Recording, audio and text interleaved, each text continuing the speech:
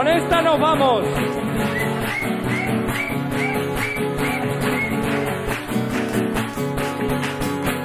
Y déjenme que les deje tan solo aquí un consejo antes de hacerme más viejo y vientos del pueblo me lleven y vientos del pueblo me traigan, me esparzan el corazón y me aventen la garganta.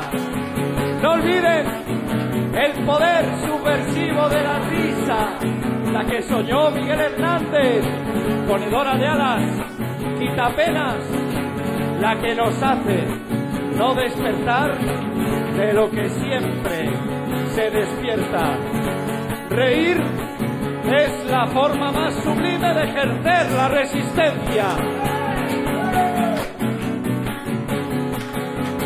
Reír que suene como decir no.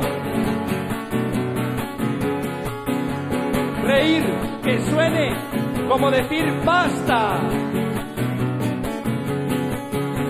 Reír sabiendo de qué nos reímos, arremetiendo contra los molinos, con la risa como escudo y como espada, hasta que una insolente carcajada, llena de amor, de rabia y de certeza, estalle desafiante ante el que manda cada vez que decrete.